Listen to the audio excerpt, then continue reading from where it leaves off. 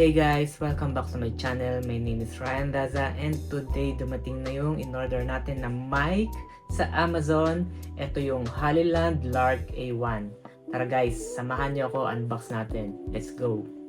So guys, ito yung box niya ng Hollyland Lark A1. All white lang siya. Tapos yung in-order ko, USB-C version.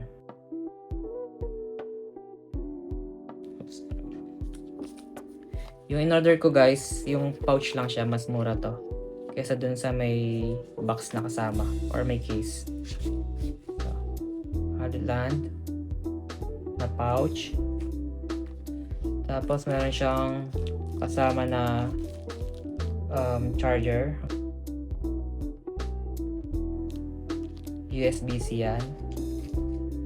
Tapos ito yung transmitter niya guys, na maliit. Yan. Tapos, meron siyang dalawang mic na kasama. Ito. Ito natin. Tapos, meron din siyang kasama na dalawang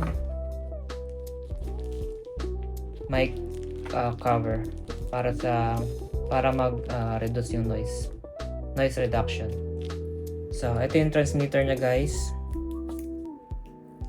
Ito natin. Ayan. Siya. Maliit lang siya guys.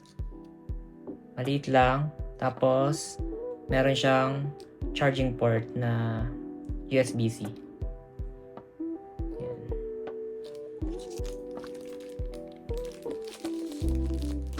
Ito siya guys. USB-C type. Tapos, yung normal na USB. Ito yung kasama niya na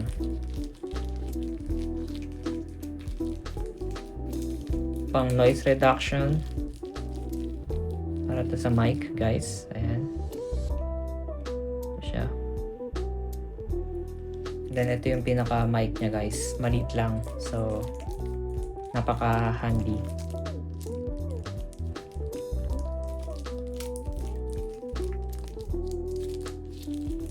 Ito guys. So maliit lang siya guys. Tapos ayan, meron siyang kasama na dock, charging dock. Ito guys, color white. Para dyan mo ilalagay yung dalawang mic. Tapos, dyan mo rin i-charge. Then, ito pala guys, meron tong magnet na kasama. Ito, ayan. Para kahit saan pwede mo siya ilagay, kahit saan parte ng katawan mo. Kasi yung clip, mahirap eh. Ito, kahit saan. Lagay mo lang isang magnet sa loob ng damit. Guys, yan na siya, didikit na siya guys. Tapos kung dalawa kayo nagbablog guys, meron pang isa extra para sa kasama nyo. Ito yung kanyang cover.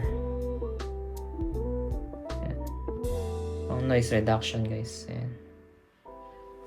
So guys, itatry natin ngayon tong Hollyland Lark A1 ng microphone. Sa ngayon, nagsasalita ako gamit lang yung microphone ng cellphone ko. At ito yung volume or yung tone ng boses ko. At i-connect natin to ngayong transmitter. Ilalagay lang natin dun sa charging port ng cellphone. Guys, naka-on na siya. Ito pa rin yung tone or yung volume ng boses ko. Hindi ko binago. Ang maganda sa mga magnet na microphones guys, madali siya i-adjust. I-slide nyo lang siya sa damit nyo.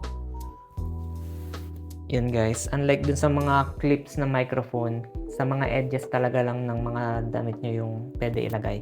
Eto, slide nyo lang. Pero careful pa rin kayo guys kasi yung magnet sa loob, pwede pa rin siya matanggal talaga at hindi nyo na makita kapag nalaglag na. So ito try natin naman yung distance guys. Ngayon, nagsasalita ako malapit sa cellphone. Pupunta ako sa likod. Tignan natin kung mababago ba siya. So guys, nandito ako ngayon malapit sa bintana. Lumayo tayo dun sa cellphone. Ito pa rin yung tone or yung volume ng boses ko. Hindi ko binago. So tingin ko okay naman siya guys. At itatry natin sa labas. Lalabas ako ng balcony kung mababago ba yung boses natin. Or kung mawawala ba yung connection. Tara guys.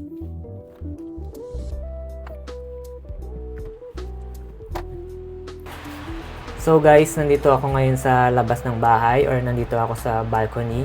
Kung naririnig nyo to guys, ibig sabihin hindi nawala yung connection And eto pa rin yung volume ng boses ko or yung tone, hindi ko binago. So, tingin ko okay naman kung naririnig niyo pa rin.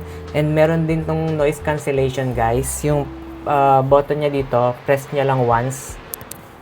Kapag nag-green light na siya guys, ibig sabihin naka-on yung noise cancellation. So, magagamit niyo siya kapag nasa labas kayo na mahangin or may mga kotse na nadaan.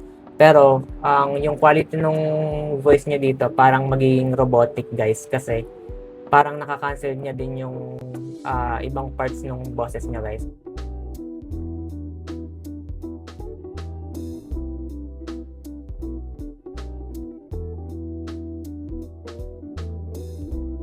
So guys, ito nga pala ulit yung mga inclusion ng binili natin na Haliland Lark A1 na mic. Isang charging cable, dalawang wind muff, isang transmitter, dalawang mic, at isang pouch. Yun lang guys, salamat sa panonood. Ingat kayo palagi. Ciao!